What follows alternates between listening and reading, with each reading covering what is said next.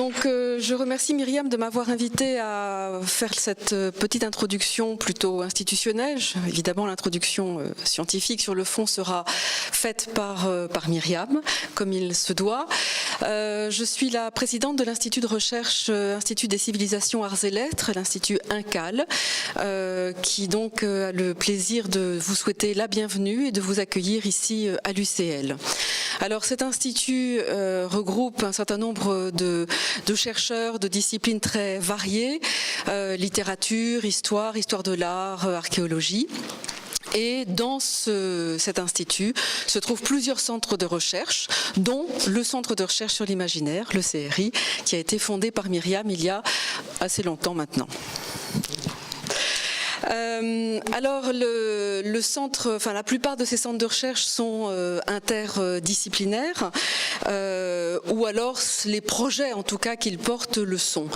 Et de ce point de vue, il me semble que le sujet proposé par ce colloque est tout à fait exemplaire et représentatif de ce qui peut se faire au sein de l'Institut. Alors c'est un sujet, comment j'appelle, interdisciplinaire, mais je crois que Myriam préfère le terme de transdisciplinaire. On pourra en discuter, c'est les deux, voilà. On pourra en discuter, puisque en effet, outre l'analyse littéraire sur des corpus d'époque et de langues différentes, ils sont représentés, alors je reprends la liste parce qu'elle est assez longue et assez remarquable, hein, l'anthropologie, la sociologie, l'ethnologie, la philosophie, la théologie, évidemment, la psychologie, la pédagogie, l'histoire de l'art, l'esthétique, la musicologie, les études chorégraphiques, les études numériques. T'as pas eu envie de sortir un peu du secteur des sciences humaines aussi, parce que je pense qu'on pourrait le faire. 2 jours et demi, c'était déjà bien. Voilà, mais c'est à étudier. C'est à étudier. Qui suit. D'accord. Alors, ce travail est un des points d'aboutissement d'une recherche individuelle et collective de longue haleine, puisqu'elle a été engagée il y a plusieurs années, à partir de 1997, à partir du séminaire Figure et forme de la spiritualité dans la littérature et les arts, avec 2 fidèles acolytes qui sont présents ici, André Ouénin et Ralph de Koning. Voilà, séminaire qui s'est déroulé sur plusieurs années et qui rassemblait lui-même des chercheurs de diverses disciplines, qui a donné lieu à plusieurs événements scientifiques avec publication. Je pense que vous pouvez trouver tout cela sur le site du Centre de recherche sur l'imaginaire. Alors, qui dit transdisciplinarité, dit donc collaboration, échange, synergie. Hein. Il est difficile d'être transdisciplinaire ou interdisciplinaire à soi seul. On peut avoir plusieurs compétences, mais il me semble que la vraie interdisciplinarité se construit à plusieurs et dans le collectif.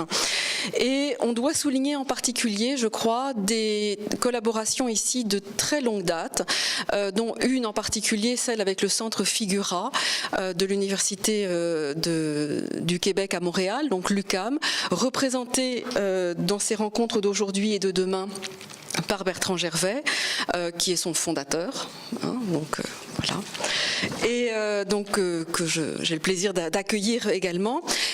Échange donc d'une part avec ce centre de recherche et d'autre part échange avec un autre un petit peu plus récent qui est le groupe RIT, créé à l'initiative de Denis Geffray de l'Université de Laval. Alors le professeur Geffray est par ailleurs cette année chercheur invité de l'Institut, ce dont je me réjouis, et je voudrais profiter de cette prise de parole pour lui souhaiter la bienvenue dans notre institution. Outre donc la conférence plénière que vous allez donner ce soir à 17h, si j'ai bien vu, eh bien, vous donnerez également une autre conférence, je crois, sur Orphée, et vous animerez également un séminaire, un des séminaires d'histoire contemporaine. Voilà, donc bienvenue à l'UCL, et nous avons plaisir à accueillir des chercheurs comme ça étrangers qui nourrissent sur plusieurs jours eh bien, nos réflexions et nos échanges. C'est, il me semble, extrêmement nécessaire. Alors, ce colloque et son sujet me donnent également l'occasion de souligner une dimension qui me tient particulièrement à cœur et qui a été au centre de nombreuses discussions dans l'Institut. Mais je suis certaine que si je faisais une petite enquête parmi vous, eh bien, ce sont des discussions que l'on retrouverait également au cœur de vos préoccupations dans vos institutions respectives, à savoir le caractère nécessaire de long terme de la recherche. Alors en effet, Myriam a ouvert ce champ de recherche, ce champ d'enquête sur le rite dès le début des années 2000, avec un premier séminaire sur rite et ritualisation, et c'était en 2004. Vous voyez, on est en 2017, et je ne pense pas qu'on puisse accuser Myriam d'avoir pris son temps, d'avoir longuement attendu ou suspendu son travail. Elle a beaucoup travaillé avec son équipe, avec ses doctorants, postdocs, chercheurs et collègues, et je pense que c'est un élément important pour qu'une recherche mûrisse, pour qu'elle aboutisse à des résultats probants, à des résultats convaincants, eh bien, il lui faut tout ce temps. C'est valable pour Myriam, mais je crois que c'est valable pour nous tous, et c'est quelque chose qui doit être défendu et reconnu pleinement, en tout cas au sein des sciences humaines. Mais je pense que nos collègues des autres secteurs, en fait, soutiendraient également cette valeur, cette valeur temps, si nécessaire à nos recherches. Alors à l'époque, on peut dire à l'époque, ça fait un peu vieux, mais enfin bon, voilà, ça souligne en effet la dimension, la profondeur historique de la recherche. Eh bien, il y avait un caractère pionnier à développer cette recherche qui portait un regard anthropologique sur la littérature poétique et romanesque en tant que rite. Alors, ceci a abouti, après plusieurs articles, à un ouvrage en 2010, Littérature et ritualité, qui a reçu, enfin c'est Myriam qui a reçu le prix Emmanuel Vossart pour cet ouvrage, un prix de l'Académie.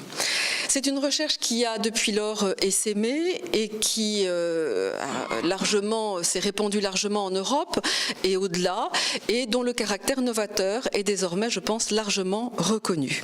J'ai donc plaisir à ouvrir ces 2 journées qui me paraissent cristalliser finalement toutes ces années de travail.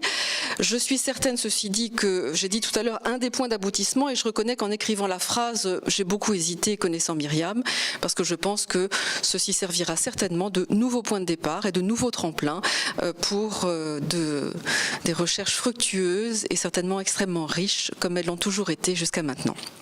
Je vous souhaite donc 2 jours fructueux, d'échanges sympathiques aussi et créatifs, et je laisse la parole à Myriam pour son introduction.